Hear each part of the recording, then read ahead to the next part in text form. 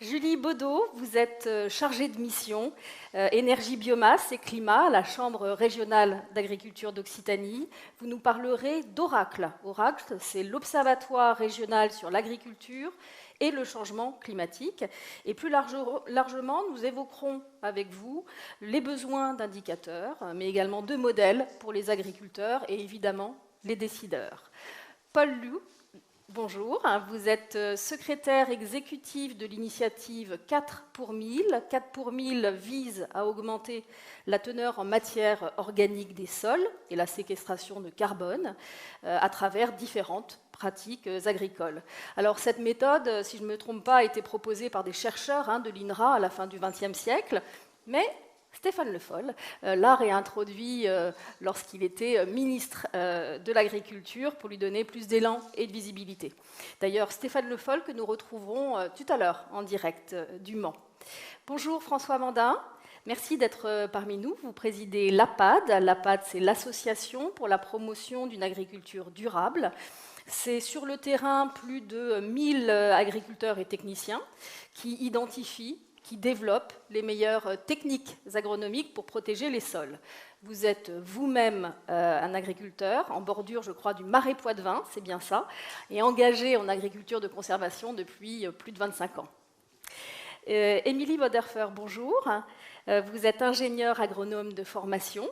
Vous avez rejoint, vous, une exploitation agricole familiale en Alsace, à 25, c'est ça, kilomètres de Strasbourg, et vous avez développé une unité de méthanisation. Vous êtes également référente carbone pour l'Association des agriculteurs méthaniseurs de France. Et évidemment, on va revenir sur cette unité de méthanisation qui travaille avec plus de 110 fermes partenaires. C'est pas rien.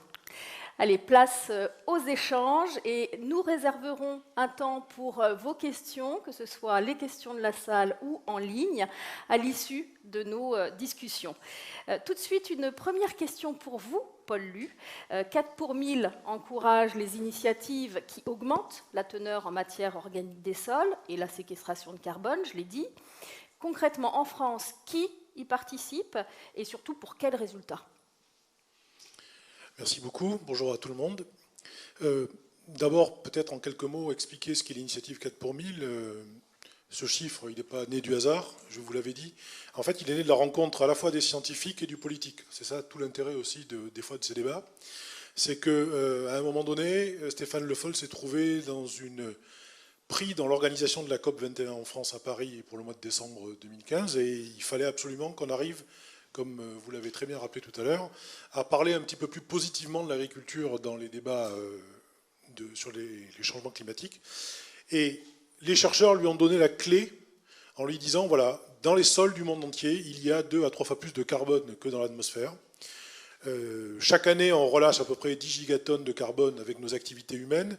Les puits naturels, comme ça nous a été rappelé tout à l'heure, que sont les océans et les forêts naturelles et les végétations naturelles, ne capturent que la moitié. Il reste en gros entre 4 et 5 gigatonnes de carbone qui, chaque année, viennent s'ajouter à ce qui existe déjà, et ce fameux inertie dont vous avez rappelé tout à l'heure, l'existence qui risquait de nous poser problème dans les années à venir. Eh bien, si on stocke chaque année 0,4% de carbone dans les sols du monde, on arriverait à compenser ces 4 ou 5 gigatonnes de résultats. 0,4%, c'est 4 pour 1000, et c'est comme ça que l'initiative a trouvé son nom à l'origine. En fait, l'idée générale, c'est exactement ce qui a été dit dans l'exposé précédent, utiliser l'agriculture et la foresterie comme étant les vecteurs de ce restockage de carbone, d'arriver à extraire à travers un processus extrêmement peu coûteux et énergie révolutionnaire au niveau technologique qui s'appelle la photosynthèse et qui existe depuis plus longtemps que nous, pour recapturer ce carbone dans l'atmosphère et le stocker dans les sols. Alors tout ça, c'est la théorie, c'est bien gentil. En pratique, qu'est-ce qu'on propose ? On propose de suivre la voie, encore une fois, je suis désolé, vous avez déjà tout dit, donc c'est difficile de repasser derrière vous. C'est d'explorer la voie agroécologique. Alors, encore une fois, quand on a parlé de l'agroécologie, on a l'impression qu'on a trouvé la recette miracle, et c'est aussi, peut-être le risque, c'est que ça soit aussi la tarte à la crème. En fait, dans l'agroécologie, la vision qu'on en a au sein de l'initiative, c'est qu'on a tout un continuum de pratiques agricoles. Ce continuum, il va de l'agriculture de conservation des sols, dont on parlera tout à l'heure avec François, et je pense que tu en parleras beaucoup mieux que moi. On a aussi l'agriculture biologique, qui a ses défauts et pas que des qualités aussi. On a l'agriculture régénératrice, qui commence à prendre un peu plus de place. Encore faut-il qu'on soit d'accord sur la définition qu'on y met derrière. On a l'agriculture biodynamique, on a l'agroforesterie. On a des tas de pratiques agricoles qui font que les agriculteurs choisissent un petit peu où ils se trouvent. Mais en participant à tous ces modes d'agriculture, ils travaillent de façon générale au principe de l'agroécologie et ils vont dans la bonne direction. Alors, est-ce qu'ils arrivent à stocker 0,4% de carbone dans les sols chaque année? Ça, à la limite, on s'en fout. C'est pas ça qui compte. Ce qui compte, c'est la direction qu'ils prennent. Et ce sont les pratiques qu'ils mettent en œuvre. Voilà. Donc, pour répondre à votre question, qui sont les agriculteurs qui participent à ce mouvement? Eh bien, tous les gens qui sont impliqués dans l'agriculture de conservation des sols, l'agriculture biologique, l'agriculture biodynamique, l'agroforesterie et l'agriculture régénératrice. Bon, leur nombre n'est pas si important que ça. Il y en a, disons, plusieurs milliers en agriculture de conservation des sols. Un petit peu plus nombreux en agriculture biologique, on y reviendra tout à l'heure si vous voulez, et en agriculture régénératrice un petit peu moins, il y a quelques permaculteurs et autres. Mais pour répondre aussi à la question qui a été lancée tout à l'heure, et ça c'est un grand débat et auquel j'aime bien participer, l'élevage n'est pas l'ennemi du stockage du carbone dans les sols, on a besoin de l'élevage, et ça n'est pas une solution de demander à tous les gens de devenir véganes, c'est pas forcément une bonne solution, on a besoin de cet élevage parce que beaucoup de terres qui sont marginales ne trouveraient pas un autre usage si on ne l'utilisait pas pour faire notamment de l'élevage, entre guillemets, extensif, mais fortement stockeur en carbone. Merci pour cette précision. On va revenir là-dessus tout à l'heure. François Amandin, donc selon l'APAD, l'agriculture de conservation des sols est une troisième voie agricole entre l'agriculture conventionnelle et l'agriculture biologique. Dans quelle mesure cette agriculture de conservation participe aux défis climatiques en étant très concret? Alors, bonjour à tous. Moi, je vais faire comme Paul, j'ai l'impression que tout a été dit. C'est-à-dire, ce que je viens d'entendre juste avant, c'est les sols ont cette capacité de stocker du carbone. La question qu'on s'est posée, nous, agriculteurs, depuis maintenant peut-être 25 ans, c'est comment on peut faire en sorte de lier l'acte de production. Et j'ai très bien entendu que l'intensification agricole n'est pas contre-productive.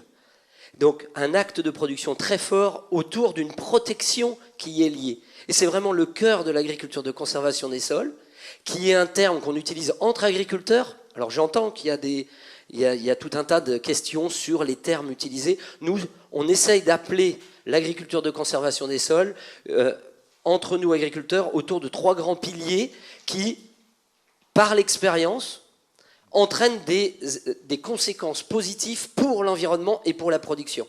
Ces 3 piliers, maintenant, je pense que tout le monde les connaît, ce sont l'arrêt du travail du sol comme objectif, parce que c'est celui-là qui permet d'obtenir le stockage du carbone, la préservation des qualités d'eau, l'amélioration de la biodiversité. Et pour faire ça, il faut absolument que les sols ne soient jamais nus.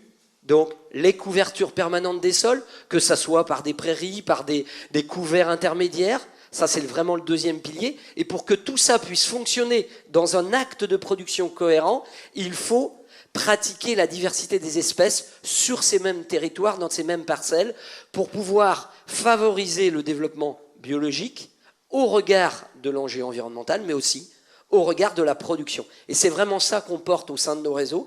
Et aujourd'hui, il y a suffisamment d'agriculteurs en France et ailleurs dans le monde pour amener des éléments de certitude qui font que les résultats que l'on a dans les fermes, que ça soit pour cette dimension de préserver la quantité de production, améliorer la protection de nos milieux, garantir la production à des coûts alimentaires intéressants pour l'ensemble de la société, et un point qui est essentiel pour nous en tant qu'association d'agriculteurs, c'est proposer des modes de travail cohérents avec l'envie des agriculteurs. Il y a un enjeu très important dans nos sociétés, c'est que l'agriculteur trouve une place, et pour trouver une place, il faut qu'il puisse lui-même être en situation personnelle, qu'il puisse se projeter dans un avenir meilleur et qu'il se sente porté par des résultats dans sa ferme. Et je crois que c'est ça qui est très important sur ce type d'agriculture. Donc 3 grands principes, mais surtout la recherche de résultats à partir de la réalité des fermes chez chacun. Alors justement, ces résultats, est-ce que vous avez des chiffres clés? Je sais que vous parlez de 2,5 fois plus de verre, effectivement, de réduction d'émissions à gaz et d'effet de serre. Donnez-nous 2-3 chiffres clés. Je ne suis pas scientifique, donc s'il y a des scientifiques qui sont contre les chiffres que je donne, ils auront le droit de dire. Ce qu'on observe dans nos fermes, en analysant les matières organiques, c'est qu'en moyenne, on augmente le taux de matière organique d'un sol de 0,1% par an. Donc les 4 pour 1000 qui sont annoncés, nous, on est largement au-dessus pour un agriculteur qui pratique l'agriculture de conservation des sols dans un modèle abouti. Je dis bien, hein, c'est bien le système abouti sans travail du sol avec couverture. Donc ça, il y a un stockage qu'on peut estimer entre 500 pour ceux qui sont les plus hésitants, à 1 tonne par an, par hectare et par an. Ça, c'est à peu près validé en France. Et certains chercheurs annoncent même 2 à 3 tonnes quand on arrive à intensifier son mode de production grâce à la mise à disposition d'outils. Quand on sort d'une sécheresse et que pendant 4 mois rien n'a poussé, tout le monde comprendra bien que pour stocker de la matière organique, c'est pas possible. Et donc ça, c'est un truc essentiel. Deuxième chose, c'est la diminution très rapide de besoin de carburant ou de besoin de matériel. Il y a une simplification dans le besoin de matériel, même s'il y a une spécialisation qui peut coûter cher au démarrage. Et là, il y a une baisse de l'ordre de 40, 50, 60% du besoin en carburant. Le troisième chose, c'est que très vite, pour que ça fonctionne, il faut trouver des sources de biomasse et des espèces cultivées qui permettent de nourrir cette diversité du sol, qui va permettre de préserver la production. Et donc, s'intègrent très vite toutes les légumineuses. Dans les systèmes qui fonctionnent dans nos réseaux, on réintègre beaucoup de plantes légumineuses, alors soit pour produire de la protéine indirectement, donc on résout un des problèmes de l'importation, et en même temps des légumineuses pour simplement nourrir le sol, qui vont charger les sols en azote, parce que, je rappelle, on ne peut pas stocker de carbone si on n'a pas d'azote. J'aimerais que les scientifiques le disent, mais le sol, il est équilibré, hein, c'est sur N sur 10. Et on a fait souvent l'erreur en pensant qu'on allait stocker de carbone en baissant la quantité d'azote. C'est pas possible. Et donc, si on veut diminuer les externalités, eh bien, il faut mettre des plantes qui aient cette capacité-là. Donc ça fonctionne. J'aurais dû presque commencer par là, mais la chose la plus rapide, c'est sur la qualité d'eau et l'érosion des sols.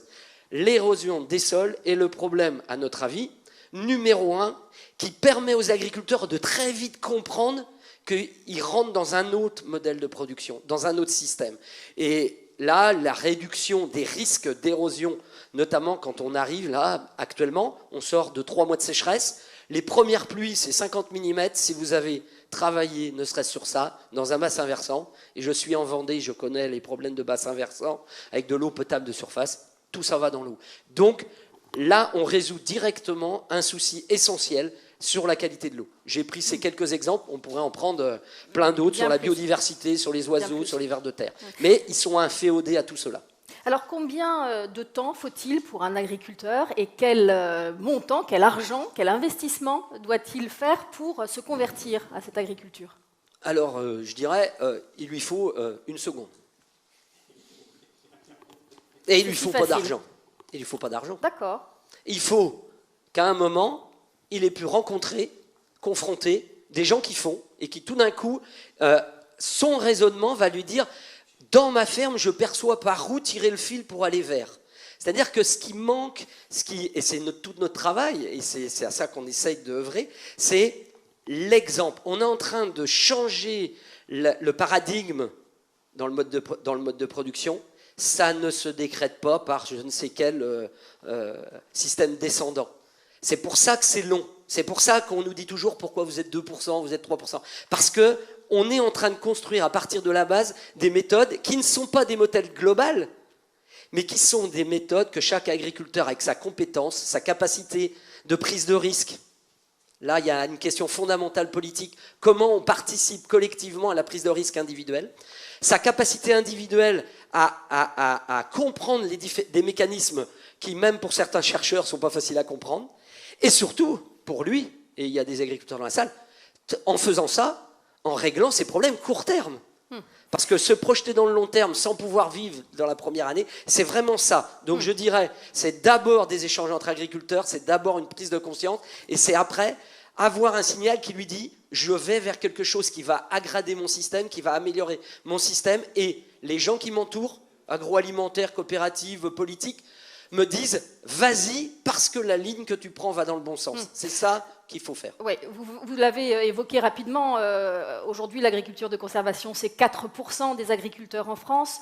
Je crois qu'ailleurs, à l'étranger, et notamment en Australie, on est à 75%. Pourquoi, François Mondin, si c'est si rapide et gratuit?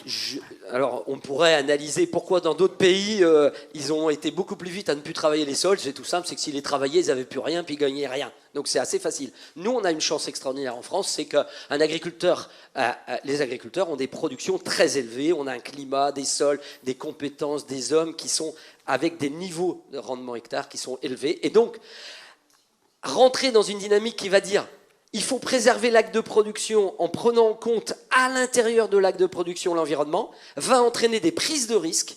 Et j'insiste, des prises de risques qui vont faire que le potentiel de production peut baisser, va varier avec d'autres critères et beaucoup moins linéaire qu'un système contrôlé de l'extérieur par du travail, de la chimie, etc. Et donc, c'est cette prise de risque que moi je l'ai fait, mais je l'ai fait il y a 25 ans. Pour les anciens, vous vous rappelez, économiquement, dans ma ferme, je pouvais prendre des risques.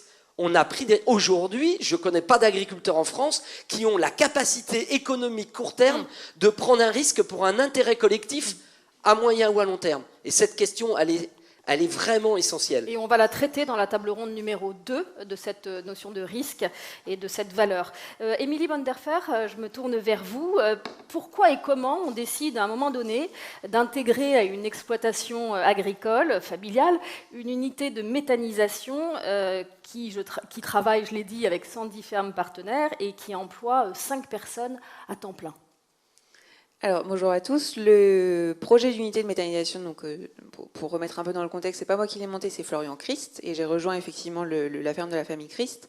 Le projet de méthanisation, c'est au départ un projet d'installation pour créer de la valeur ajoutée sur une ferme et pour pouvoir assurer un revenu suffisant pour une deuxième personne, pour qu'une deuxième personne puisse s'installer et puisse y travailler.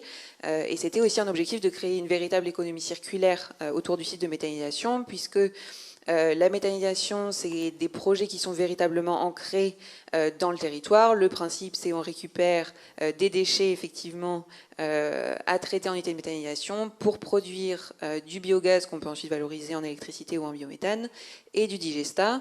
Dans notre unité, effectivement, on travaille aujourd'hui avec 110, je pense qu'on doit être à 115 aujourd'hui fermes partenaires pour récupérer des effluents d'élevage, des résidus de culture qu'on rend du coup sous forme de digestat, donc avec un digestat qui revient au sol, qui permet de reproduire, de renourrir des animaux, de reproduire des cultures, dont les résidus vont de nouveau ensuite être valorisés en méthanisation. Donc pourquoi on y va? Parce que c'est un projet qui a permis de diversifier l'activité de la ferme, qui a permis de créer une dynamique au niveau de la ferme qui permet aujourd'hui de continuer à développer les activités qu'on va avoir, notamment au niveau de l'élevage laitier, parce qu'on est d'abord des éleveurs et ça reste vraiment le cœur de notre métier. Et quelques chiffres clés sur cette unité. Donc on a dit 5 personnes voilà, à temps donc plein. Aujourd'hui, c'est 5 personnes à temps plein, 25 000 tonnes de déchets traités par an, un tiers d'effluents d'élevage provenant de 8 fermes dans un rayon de 5 km autour du site de méthanisation, un tiers de paille de maïs qu'on cherche dans des parcelles qui sont situées dans un rayon de 10 km autour du site, donc avec 110 fermes partenaires. On est en Alsace, donc on a un contexte agricole qui est un petit peu particulier, et un tiers de résidus végétaux de l'industrie agroalimentaire qui proviennent principalement de Strasbourg avec le port du Rhin. Et donc aujourd'hui, c'est 19 gigawattheures de biométhane injectés sur le réseau de gaz naturel tous les ans et effectivement de la création d'emplois et de valeur ajoutée au niveau de la ferme. Comment ça se passe avec vos voisins quand on a une unité comme ça? Alors, pour l'instant, très bien. Ouais. On a la particularité d'être juste à côté de l'église du village, donc c'était un emplacement qui n'était pas forcément très facile. Mais pour ça, il y a vraiment eu déjà un travail en amont qui a été fait par Florian quand il a monté le projet pour échanger avec les riverains, échanger avec le conseil municipal. Madame la maire, à l'époque, avait apporté son soutien au projet, ce qui a aidé. Et après, tous les jours, c'est de la communication, c'est de la réactivité. On fait énormément de visites sur site pour faire visiter toujours la ferme et l'unité de méthanisation, parce que c'est vraiment très important pour nous de faire le lien entre les deux. Et la réactivité, parce que comme sur toutes les fermes, sur tous les sites, on peut avoir des soucis. Donc notamment en été, quand on a du 35-40 degrés au soleil, on récupère quand même des matières fermentescibles sur le site. Donc on n'est pas à l'abri effectivement de quelques problèmes d'odeur. Les riverains ont nos numéros de téléphone, ils savent qu'ils peuvent nous contacter et on fait le maximum pour que tout se passe bien. Donc c'est de l'écoute et de la réactivité, principalement. En France, fin mars 2020, on compte 139 sites d'injection de biométhane en France, avec une progression, je crois, des unités. Justement, quel est le modèle le plus efficient de ces unités de méthanisation? Certains disent c'est le plus grand, d'autres disent les plus petites. C'est quoi la taille pour être vraiment acteur de ce défi climatique? Alors le bon modèle d'unité de méthanisation, c'est la méthanisation qui est adaptée à son territoire. L'important, c'est de valoriser les déchets qui sont présents au niveau local, de les traiter effectivement toujours selon les principes de l'économie circulaire. On a quand même un territoire qui est très varié. Une ferme en Alsace, c'est pas la même chose qu'une ferme dans le Nord, qu'une ferme en Île-de-France, qu'une ferme en Bretagne. Nous, le modèle effluent d'élevage, paille de maïs, résidus végétaux de l'industrie agroalimentaire, ça marche parce qu'on est en Alsace, parce qu'on a une culture du maïs qui est présente, qu'on a la possibilité de récupérer les résidus de culture, parce qu'on a des fermes qui sont à proximité. Un contexte breton, un contexte Seine-et-Marnais n'est pas du tout le même. Donc c'est toute la difficulté finalement des projets d'unité de méthanisation, c'est que c'est la cohérence au territoire qui fait vraiment la réussite du projet. Et bien sûr avec tous les produits et qui sont aussi des modèles différents de méthanisation, voilà, j'imagine. Exactement. Donc, contrairement, on va dire, pour reprendre un petit peu le cliché, au modèle allemand, où on a quand même un modèle très standardisé, ensilage de maïs, effluent d'élevage, etc. En France, le pari a été fait, et nous c'est quelque chose qui nous semble très important, de traiter des déchets, et pas de traiter des matières qui pourraient servir à l'alimentation animale, à l'alimentation humaine. Je le disais avant, on est éleveur laitier d'abord, donc tous les fourrages produits partent aux vaches et pas à la méthanisation. Mais ça veut dire aussi plus de complexité au niveau des sites parce que des typologies d'intrants qui peuvent être énormément différentes. Bien sûr. Julie Baudot, l'agriculteur aujourd'hui doit réfléchir au scénario plus 2 degrés.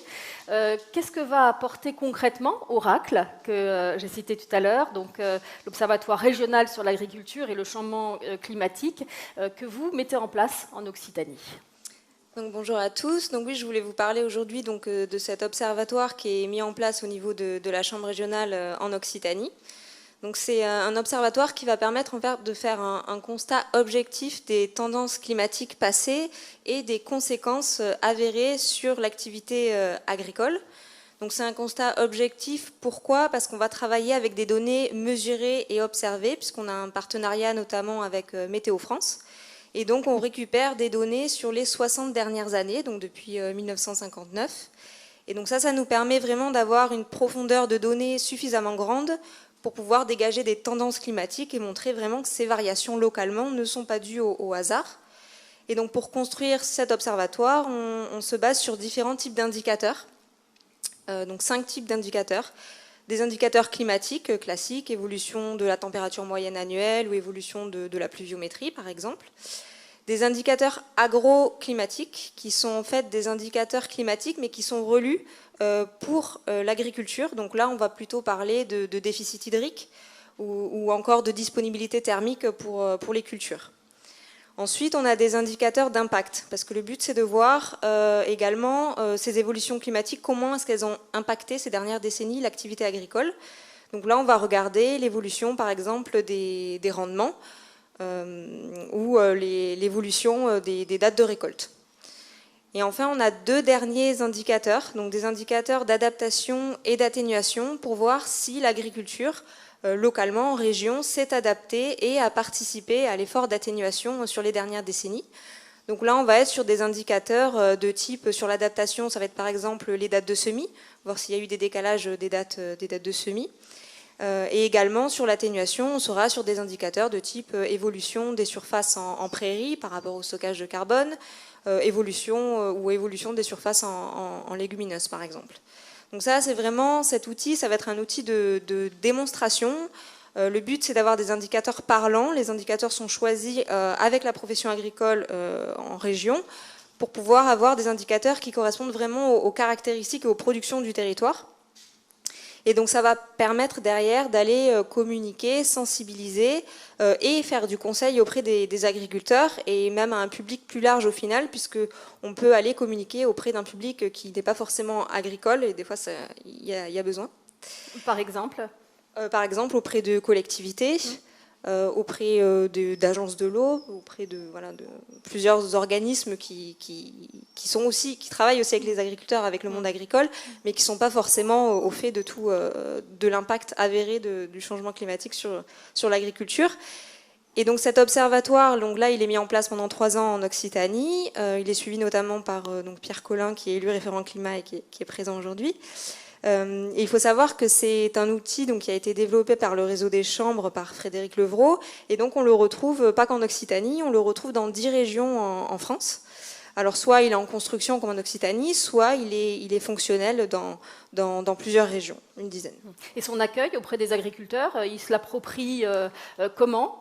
Vous avez un peu de recul sur d'autres régions ? Oui, alors ça peut être utilisé notamment soit directement quand on fait du conseil pour montrer, alors des climato-sceptiques, il y en a de moins en moins, mais là on est quand même sur des données mesurées, sur des données régionales. Donc déjà c'est plus parlant pour les agriculteurs que si on parle d'une tendance au niveau mondial, plus de degrés, ça parle des fois un peu moins.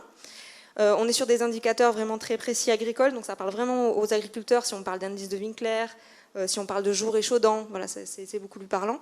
Et puis c'est utilisé aussi dans des formations auprès des agriculteurs. Il y a notamment un cahier des charges spécifique avec Vivea sur le changement climatique. Et donc ça c'est typiquement ce qui peut être utilisé dans ce cadre-là auprès des agriculteurs. C'était une demande des agriculteurs, ça. Il manquait quelque chose, hein, il manquait ces données-là. Oui, alors ce constat, il y a besoin de le faire. Après, c'est ce que j'ai entendu ce matin. Maintenant, il faut aussi aller plus loin, parce que le constat, le changement climatique, il est avéré. Donc c'est pour ça que je vous parlerai un peu plus tard d'un second outil, un modèle pour aller plutôt vers des projections climatiques. Mais il y avait ce besoin de faire ce constat en région, puisque voilà, c'est beaucoup plus parlant que si on parle sur une échelle nationale ou mondiale, Évidemment. Ce qu'on entend souvent. Évidemment. Alors une question un peu plus politique, Paul Lu, je vous la pose. Il existe une stratégie nationale pour la bioéconomie. Est-ce que cette stratégie est aujourd'hui assez partagée dans toutes les régions pour articuler les modèles résilients que vous défendez ? Merci pour cette simple question. Je ne suis pas persuadé qu'elle soit partagée au niveau de chacune des régions. Ceci dit, ce qui vient d'être expliqué par ma collègue montre clairement que chaque région essaie de s'approprier des outils qui vont permettre d'appliquer de façon plus claire au niveau du terrain des perceptions qui sont soit au niveau national, soit pour ce qui nous concerne au niveau européen. Et ça c'est extrêmement important parce que, on l'a dit tout à l'heure avec François, les agriculteurs la plupart du temps sont isolés. Et bien souvent, surtout ces dernières années, on a eu plutôt tendance à leur tirer dessus, si j'ose dire, pas forcément physiquement, quoique, mais au moins moralement, en faisant de ce que le précédent ministre appelait de l'agribashing, et sans regarder tout ce qu'il nous apportait et tout ce que on a encore redécouvert avec le Covid et ce que vous disiez tout à l'heure sur les gens de l'ombre qui continuent à produire. Parce qu'on ne peut pas arrêter les plantes de pousser et on ne peut pas arrêter les animaux de croître. Donc forcément, on continuait à travailler en agriculture. La question que vous me posez, en fait, résume assez clairement aussi la nécessité de construire ces politiques avec tous les acteurs. C'est ce qu'on essaie de faire, nous, au niveau de l'initiative, c'est-à-dire, on n'a pas la prétention de vouloir développer des politiques pour les pays, ni pour les régions, ni pour les continents. Mais l'idée, c'est de dire, il faut qu'à un moment donné, tout le monde soit autour de la table. On ne peut pas oublier les agriculteurs quand on définit des politiques agricoles. On ne peut pas oublier la société civile, on ne peut pas oublier les scientifiques, on ne peut pas oublier même les organisations. C'est que, contrairement à ce qui a été dit tout à l'heure par le président, excusez-moi, président, de vous contredire un peu là-dessus, le monde agricole n'attend pas forcément que les scientifiques leur montrent la voie à prendre. On ne parle pas assez de la capacité d'innovation du monde agricole et du fait de faire émerger ses propres solutions. Or, la plupart du temps, parce qu'elles ne viennent pas du monde scientifique, les politiques ont du mal à s'en emparer et ont du mal à les décliner réellement en politique ensuite applicable au niveau économique, au niveau social et au niveau environnemental.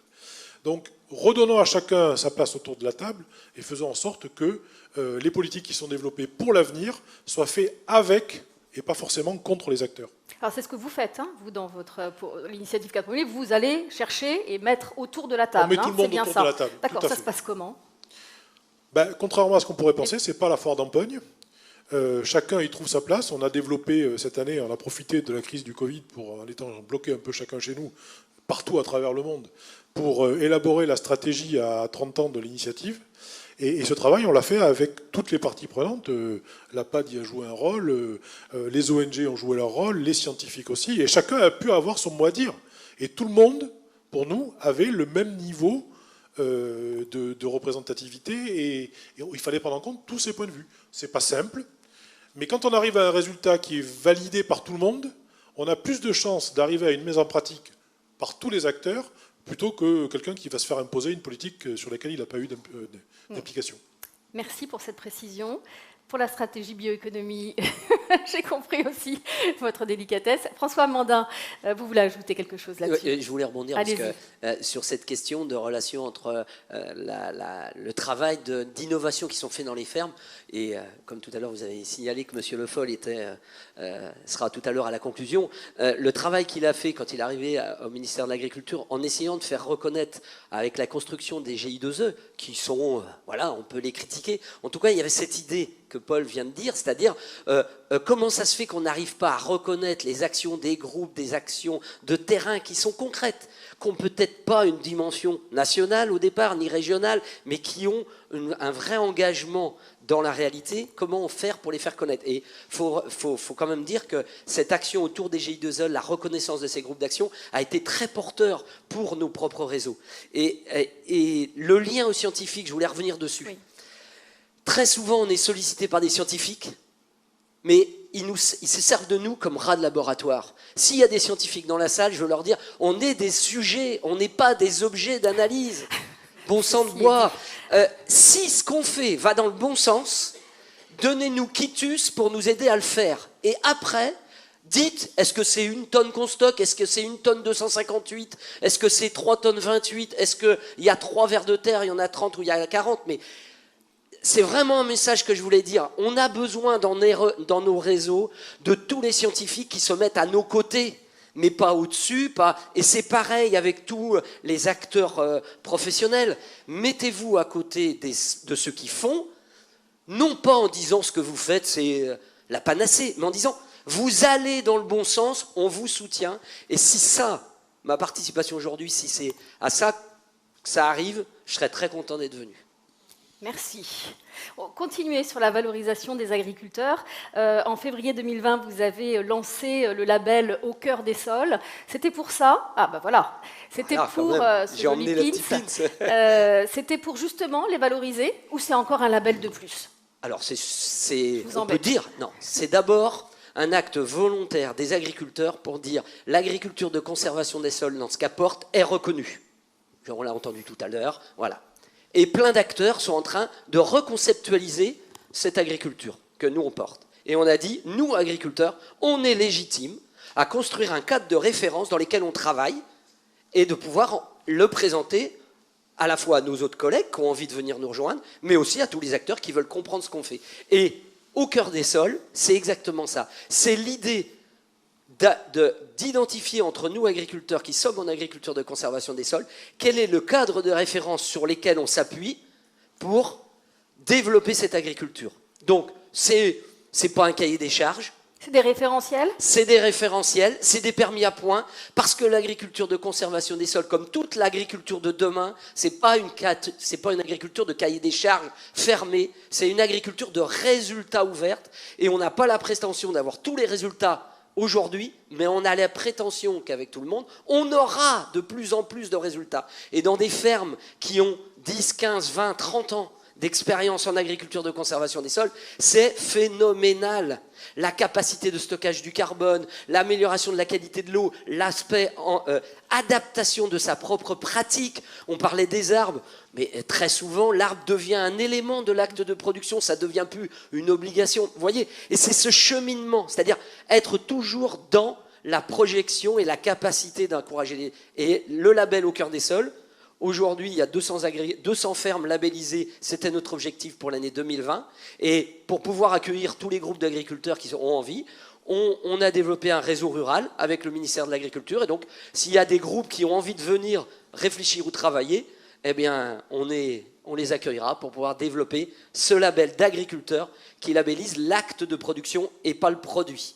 L'acte de production Très bien. agricole. C'est clair. Deuxième message, et ça ouvre aussi la reconnaissance de la valeur, mais ça, on va la traiter en table ronde numéro 2. Julie Baudot, on a abordé tout à l'heure à travers Oracle l'outil, la nécessité des indicateurs. Qu'est-ce qu'il manque aujourd'hui aux agriculteurs pour réussir à se transformer ? Aujourd'hui, je pense qu'il y a un besoin de pouvoir territorialiser en fait le changement climatique et ses conséquences, puisque chaque exploitation va être plus ou moins vulnérable et plus ou moins résiliente par rapport à ses caractéristiques face au changement climatique. Donc aujourd'hui, on commence à travailler avec donc un outil qui s'appelle Climat 21 et qui va permettre de faire des projections d'indicateurs climatiques et agroclimatiques dans un futur proche, donc 2050, mais aussi dans un futur lointain, donc là on est plutôt sur du 2070-2100. Et ce qui est intéressant, c'est que ce sont des projections à une échelle locale. Donc ça va être très parlant pour les agriculteurs, puisqu'on va être à l'échelle de la commune. On travaille sur des mailles de 8 km sur 8 km. Et donc ce sont des projections qui vont permettre de donner une probabilité. Une probabilité, ça va être une année sur 10, une année sur 2, qu'un événement se produise. Donc ça, c'est vraiment un outil important par rapport pour les agriculteurs, pour l'aide à la décision et pour le conseil, puisque ça peut déterminer derrière la faisabilité d'une production agricole. Et derrière, ce que l'on souhaite mettre en place et ce qui manque, ce sont un peu des diagnostics de vulnérabilité à l'échelle de l'exploitation, pour pouvoir proposer aux agriculteurs, parmi le panel de leviers d'adaptation qui existent, ceux qui vont être au final les plus pertinents au regard des caractéristiques de l'exploitation, de ses productions et au regard du territoire sur lequel elle est, mais aussi au regard des projections climatiques qui auront été calculées. Du coup, c'est vraiment un outil de conseil, mais ça peut être aussi un outil utilisé pour les territoires, dans une réflexion plus globale, si on parle par exemple d'accès à la ressource en eau ou de stockage de l'eau, quand on montre des projections climatiques de déficit hydrique dans un futur proche, qui vont être assez marquantes, et notamment dans une région telle que la nôtre du sud de la France. Bien sûr. Merci. On a vu donc là les différentes opportunités, les différentes possibilités pour que l'entreprise agricole s'adapte. On va parler des freins aussi et des blocages, et on parle de méthanisation, évidemment, parce qu'elle pose débat, Émilie Bonderfer. Alors en juillet, l'Office parlementaire d'évaluation des choix scientifiques et technologiques, qui est composé de sénateurs et de députés, a proposé des recommandations pour stimuler la production d'énergie grâce à l'agriculture. A contrario, en début septembre, le gouvernement posait la question de la révision du tarif d'achat du biométhane injecté dans les réseaux. Bon, 2 poids, 2 mesures. Révision heureusement retoquée il y a à peine une semaine par le Conseil supérieur de l'énergie. Alors, pardon pour le jeu de mots, mais les méthaniseurs ont eu chaud. Est-ce que la méthanisation est en danger ? Alors, c'est une grande question. La méthanisation, aujourd'hui, elle est un petit peu dans une période charnière. Les premières unités de méthanisation, en cogénération, donc avec toujours production de biogaz, ensuite valorisée en électricité et chaleur sur la ferme, ont émergé fin des années 90, début des années 2000. Et ça a évolué au cours des années 2000. Mais les premiers projets en injection, donc on va en fait épurer le biogaz en biométhane, ensuite injecter sur le réseau de gaz de ville. Le premier site a été mis en service en 2013. Donc on a une filière qui est encore en plein développement, qui a, on peut dire, explosé ces 2-3 dernières années, mais qui doit encore faire ses preuves, qui a encore besoin de trouver de la maturité et de faire ses preuves.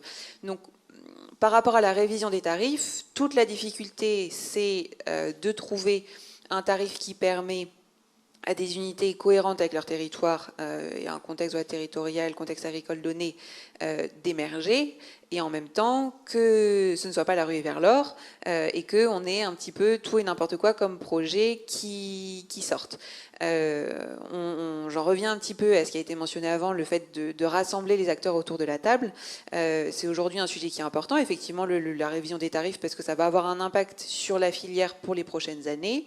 Ça peut mettre un coup de frein qui peut être bénéfique, qui peut laisser un petit peu de temps à la filière pour faire ses preuves, qui peut laisser du temps à des projets cohérents pour émerger. On en revient toujours à cette notion de territoire et la cohérence avec le territoire. Il faut aujourd'hui avoir des unités de méthanisation qui émergent, mais il ne faut pas non plus reproduire les erreurs qui ont été faites par les autres pays européens.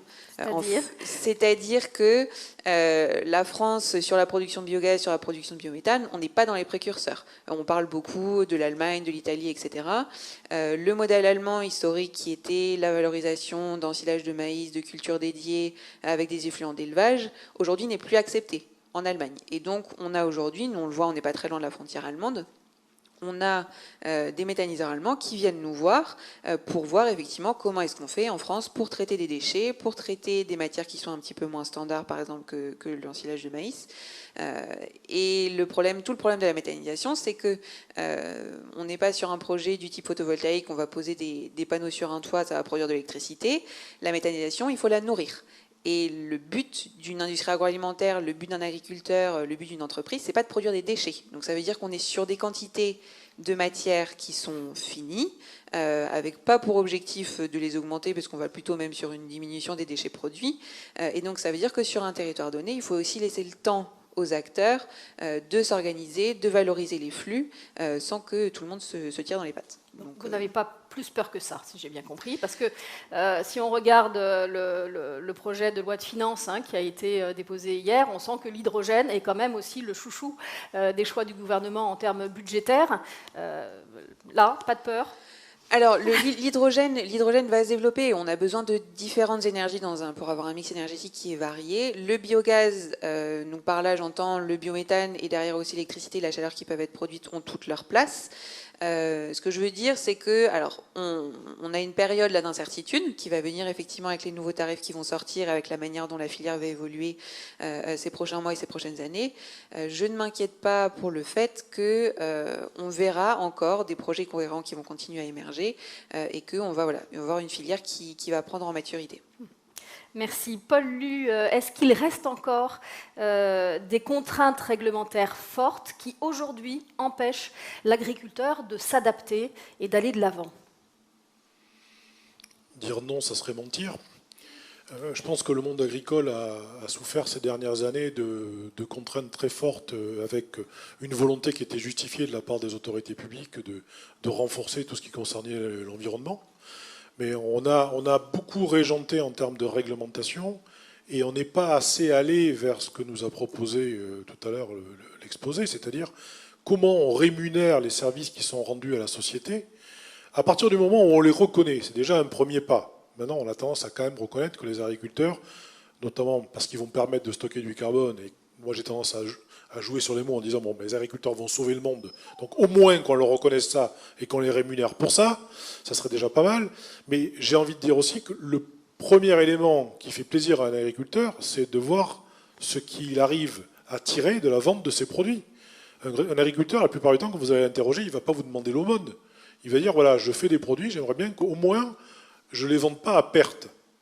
Or, aujourd'hui, on a tous l'habitude d'aller faire nos courses et de regarder les étiquettes. Ce qui intéresse, c'est, contrairement à ce qu'on pourrait penser, c'est pas forcément la provenance, c'est pas les circuits courts ou les circuits raccourcis ou rapprochés, comme vous les avez mentionnés, qui intéressent la majorité des gens. C'est une minorité, malheureusement, qui s'intéresse à ça. Ce qui nous intéresse, c'est le prix sur l'étiquette. Et le prix sur l'étiquette, inexorablement, il se répercute sur le prix qui est payé à l'agriculteur. Maintenant, si à côté de ça, l'agriculteur qui fait du bon boulot, qui permet d'éviter l'érosion des terres, non seulement il se fera plaisir à lui parce qu'il maintiendra son capital pour ses enfants s'il veut transmettre sa terre, ce qui est déjà pas si mal. Deuxièmement, il va stocker du carbone, donc il va aider à lutter contre le changement climatique. Il va permettre à son agriculteur de s'adapter, donc il va mieux capter l'eau qui va arriver sur chaque parcelle. Tout ça, on l'a dit. Mais si en plus de ça, on lui dit ben, vous avez fait du bon boulot, la société reconnaît que vous avez droit à une prime, et pourquoi pas la PAC demain, aller un petit peu plus vers ces solutions-là, plutôt que de dire au début on payait des aides à l'hectare, après on vous a dit attention vous avez des quotas, on va vous limiter la production. Là, on a relâché les quotas. Comment voulez-vous qu'un monde agricole qui doit s'adapter sur des dizaines d'années puisse suivre le rythme de ces réformes de la PAC incessantes? Tout à l'heure on disait les agriculteurs se sont mieux adaptés en quelque sorte à tout ça à l'étranger qu'en Europe. En boutade, j'ai dit oui c'est normal, eux ils n'ont pas la PAC. C'est une boutade. La PAC a aussi, heureusement, énormément de bons côtés, et heureusement qu'on l'a, il ne faut pas exagérer non plus. Mais je pense qu'il faut, au moment donné, relâcher aussi les contraintes qui pèsent sur les agriculteurs, leur donner des directions. Ceux qui veulent y aller très bien, on les encourage, on les accompagne. François l'a dit tout à l'heure, accompagner les périodes de transition, accompagner les périodes de risque. Ça, c'est pas très compliqué. Il y a des métiers pour ça s'appelle les assurances. Et autant que l'assurance travaille avec le politique sur ces secteurs-là. Merci, parce que vous avez posé parfaitement le cadre de la table ronde numéro 2, qui va revenir là-dessus, sur la PAC, et on sera d'ailleurs en direct avec Bruxelles, donc, et la Commission européenne pour répondre à vos questions. Avant, une dernière question, Julie Baudot, et puis nous passerons à vos interrogations, ainsi que celles qui ont été posées en ligne. Julie, l'Occitanie est une terre fertile. Quels sont les autres secteurs qui sont inspirants, selon vous, dans leur adaptation aux défis climatiques? Alors nous aujourd'hui on attend beaucoup aussi quand même de la recherche et surtout de l'expérimentation, donc que ce soit de la recherche variétale par exemple sur les cépages résistants à la sécheresse ou aux maladies, ou que ce soit de l'expérimentation par rapport aux techniques, aux pratiques culturelles, puisque par exemple le changement climatique ça peut aussi être une opportunité quand même des fois, puisqu'on va avoir des cycles culturaux plus courts. Donc là, on est en train de tester notamment le système de 3 cultures en 2 ans, donc pour insérer une culture en dérobé ou en relais entre 2 cultures principales. Et pour voir la rentabilité économique, le but c'est bien d'être résilient et d'améliorer la rentabilité économique des exploitations en récoltant cette culture à une destination commerciale. Et puis également, ce qu'on observe et ce qu'on attend, c'est la diversification, puisque la diversification, ça va amener de la résilience aux exploitations agricoles. Donc en Occitanie, on observe par exemple une augmentation des surfaces en plantes médicinales ou plantes à parfum, ou encore des grenadiers ou des amandiers. Voilà, c'est ce genre de production qui commence à apparaître. Donc il n'y a pas un levier unique ou une solution unique qu'on attend, même de la part de la recherche. C'est vraiment une combinaison de plusieurs leviers qui pourra amener au final de la résilience. Après, voilà, certains de ces leviers, et beaucoup, sont quand même liés et sous-tendus, en tout cas dans nos régions, à la question de l'accès à la ressource en eau pour les exploitations agricoles. Évidemment. Merci. C'est à vous. N'hésitez pas maintenant à poser toutes les questions. Il va y avoir un micro qui va être mis à votre disposition. On va aussi prendre les questions qui ont été envoyées en ligne. Je crois que vous êtes plus de 120 à être connectés aujourd'hui et à nous suivre. Est-ce qu'il y a une première question de la salle? Et je vais vous demander de vous donc présenter et de poser brièvement votre question. Je sais que la première question est toujours la plus compliquée. Monsieur en haut, voilà, tout en haut. Bonjour monsieur, je vous laisse vous présenter.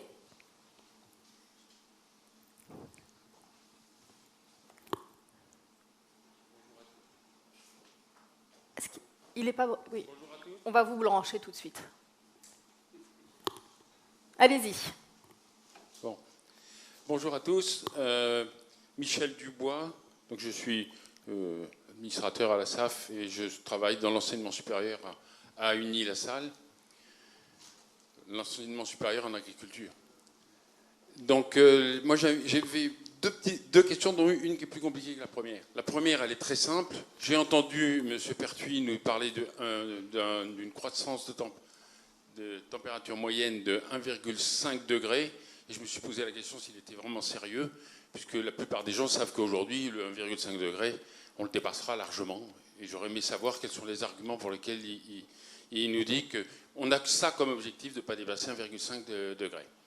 Et la deuxième question est un petit peu plus compliquée, mais à mon avis est fondamentale dans une conception de ce que c'est que l'agriculture.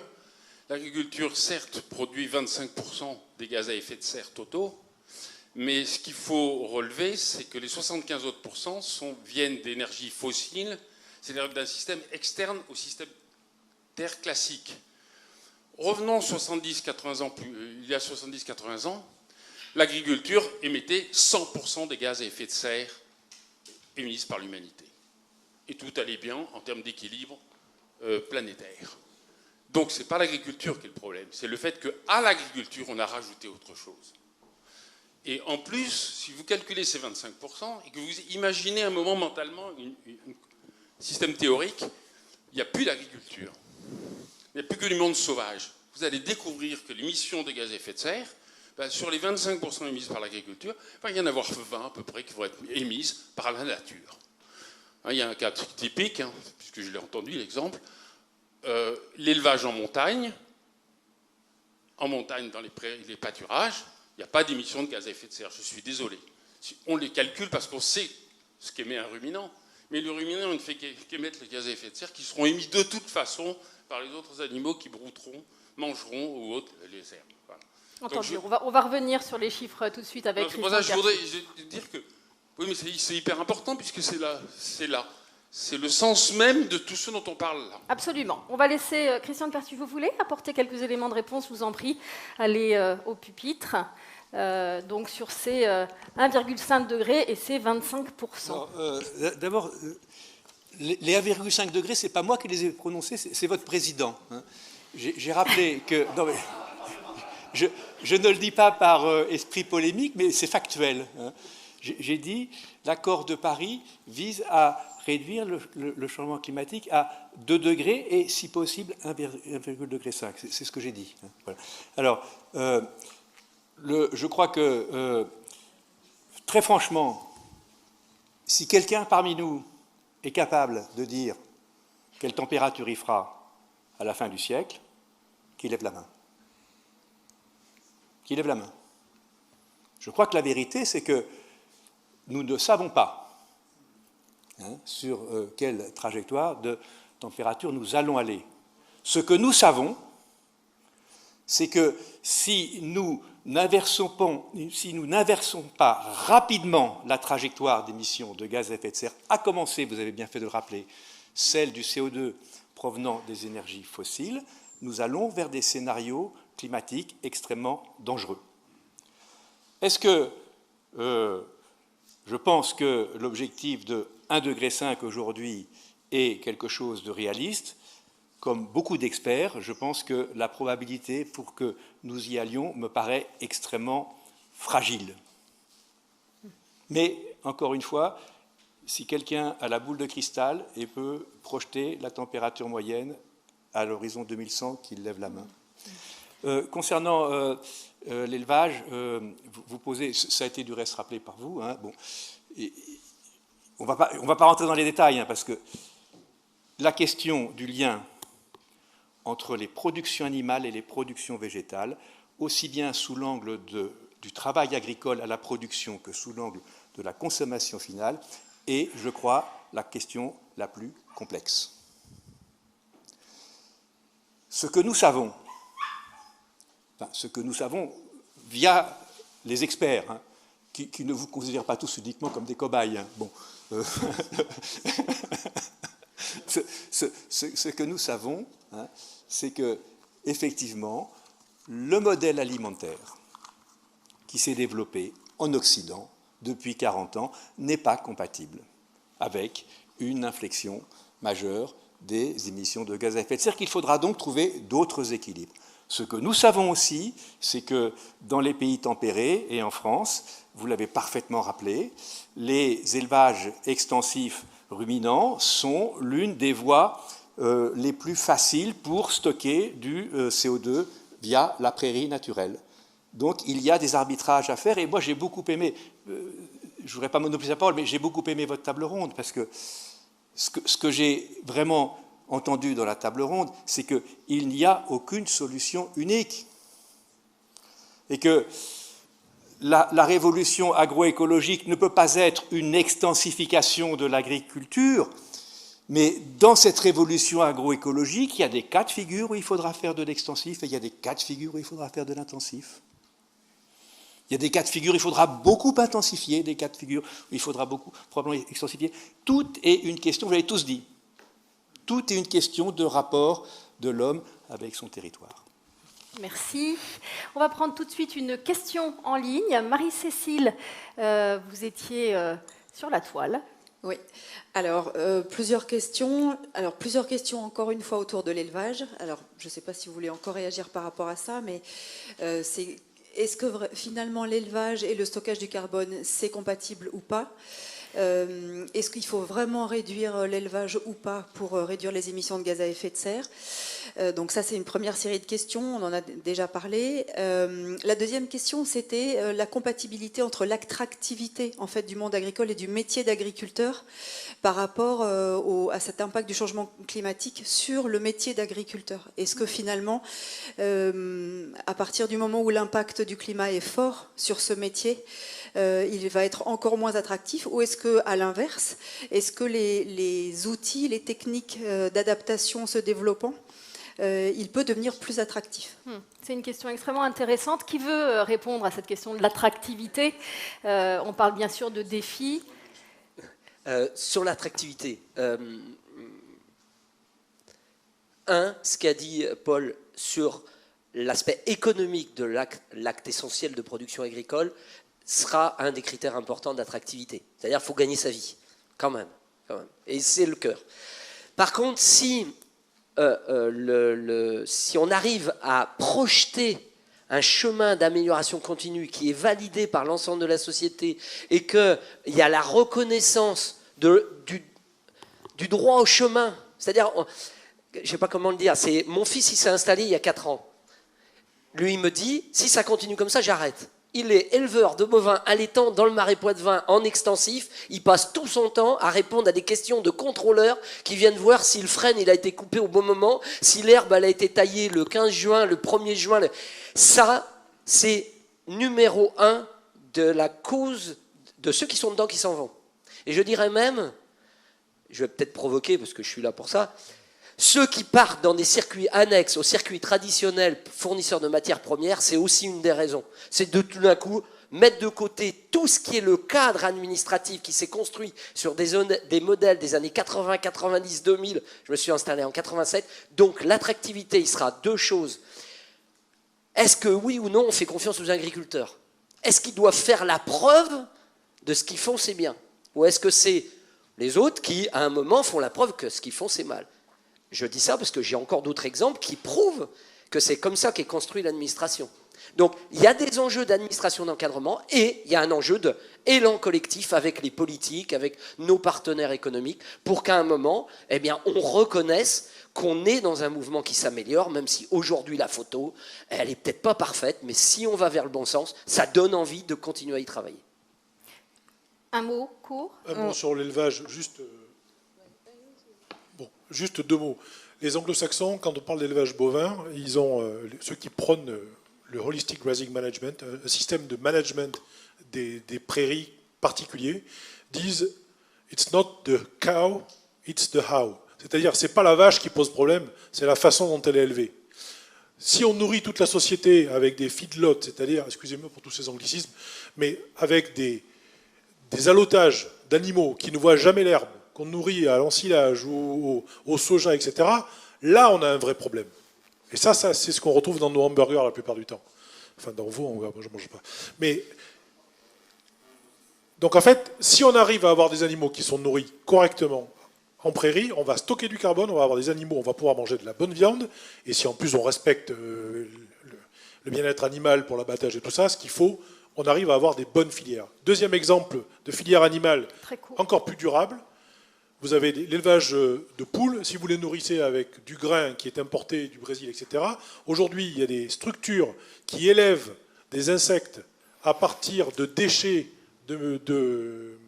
d'amidonnerie, qui sont capables de faire des larves d'insectes qui vont produire des protéines ou de l'huile qui vont être incorporées à l'alimentation des volailles, qui vont permettre de se substituer à ces aliments qui sont importés. Or, aujourd'hui, la réglementation, qu'est-ce qu'elle dit? On n'a pas le droit d'utiliser les protéines d'origine insecte pour nourrir les volailles, alors que la nature fait que les poules mangent des insectes.